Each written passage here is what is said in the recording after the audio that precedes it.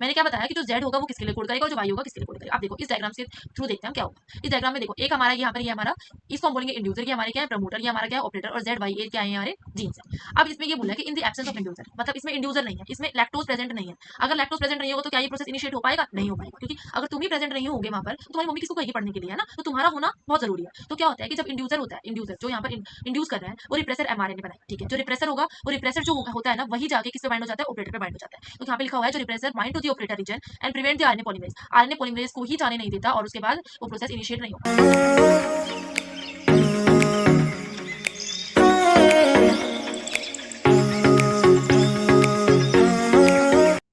Hello everyone, myself Khushboo, welcome back to my channel.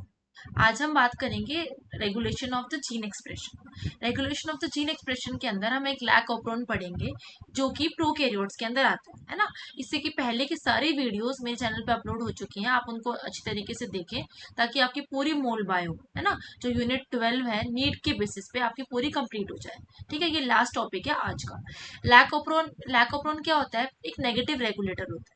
Negative regulator जैसे आज हम समझते हैं, नेगेटिव रेगुलेटर जैसे क्या होगा कि अगर जैसे मान के चलो कि अ, कोई कोई जैसे कि मान लो तुम ही हो, ठीक है, तुम हो, तुमसे ना खुद नहीं उठा जाता, ठीक है। तो तुम्हें कोई चाहिए कि वो तुम्हें उठाने वाला, तो तुम्हारे जो पेरेंट्स हैं वो तुम्हें उठाते हैं, ठीक है, उठाते हैं, फिर भी तुम उठते नहीं हो पढ़ने के लिए कि भैया तुम उठ जा, मतलब तुम पढ़ लो, कब उठोगे, है ना। तो वो चीज है। तो जब तुम उठोगे तभी उस प्रोसेस को इनिशिएट कर पाओगे, मतलब रेगुलेट कर पाओगे। कहने का मतलब है कि सिर्फ मेन फैक्टर क्या है? तुम हो, है ना। अगर तुम नहीं उठे तो वो फैक्टर इनिशिएट नहीं हो पाएगा। कहने का मतलब है अगर तुम ही नहीं उठे तो पढ़ाई नहीं हो पाएगी, तो तुम्हारा उठना उसमें बहुत जरूरी है। ठीक है। तो ऐसे ही लैक ऑपरॉन की बात करते हैं।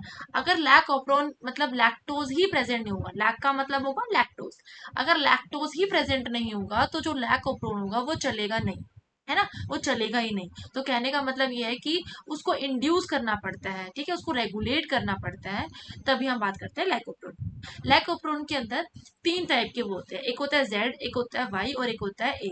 तो ठीक है, ये हमारे क्या है? जीन्स है, जेड वाई ए। तो जेड जो जीन्स होता है वो बीटा गैलेक्टोसाइड्स के लिए कोड करता है, जो वाई जीन्स होता है वो परमीज के लिए कोड करता है, और जो ए होता है वो ट्रांस एसिटाइलेज की तरह कोड करता है। ठीक है, अब हम इसको पूरा डायग्राम के थ्रू समझ लेते हैं अच्छी तरीके से।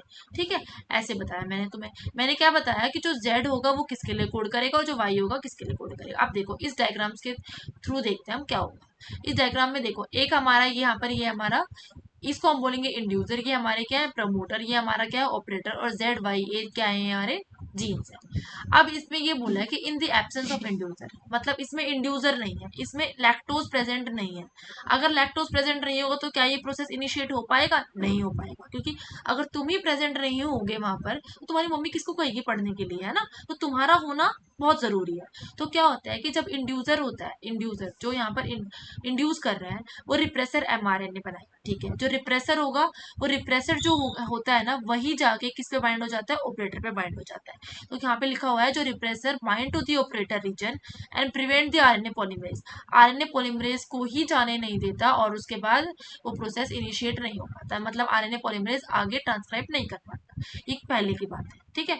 दूसरी बात क्या है कि इन दी प्रेजेंस ऑफ इंड्यूसर, अब लैक्टोज प्रेजेंट है, अगर लैक्टोज प्रेजेंट होगा तो ऑब्वियस ही बात है तुम पढ़ोगे, है ना, मतलब तुम प्रेजेंट होगे तो तुम आगे इनिशिएट करोगे अपने प्रोसेस को पढ़ने वाले को। अब यहाँ पर क्या है कि हमारा रेप्रेसर है, रिप्रेसर के पास हम इंड्यूसर आ गया। इंड्यूसर क्या था? हमारा लैक ऑपरोन था। लैक ऑपरोन जब आया तो उसने जो हमारा मन नहीं कर रहा था क्या करने का, मतलब हमारा सोने का मन कर रहा था ना यहाँ पर, अब हम उठ गए।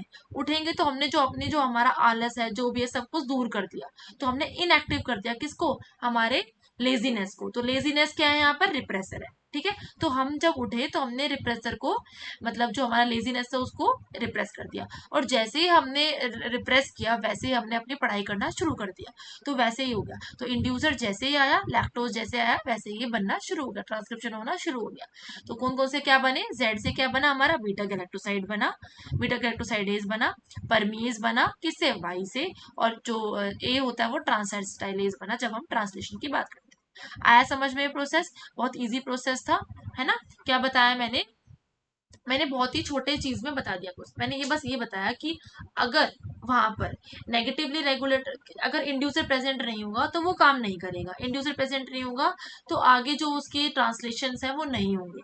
अगर इंड्यूसर प्रेजेंट होगा मतलब इंड्यूसर प्रेजेंट होगा मतलब तुम प्रेजेंट होगे, अगर तुम्हारे अंदर आलस खत्म हो गया होगा तो तुम अपनी पढ़ाई को दोबारा शुरू कर लोगे, ठीक है। तो वही चीज हो जाएगी। तो जो तुम्हारे जो आज का टारगेट है वो तुम पूरा कर लोगे। तो वही चीज होती है, जब इंड्यूसर प्रेजेंट होगा तो उसका टारगेट क्या होगा, टारगेट क्या है, प्रोटीन्स बनाना है ना, तो टारगेट प्रोटीन्स बनाना कंप्लीट हो जाएगा, ठीक है। तो ऐसे ही ऐसे अच्छी अच्छी अलग अलग वीडियोस के लिए, और आप मुझे बताएं कि आपको कौन सा चैप्टर पढ़ना है, ठीक है।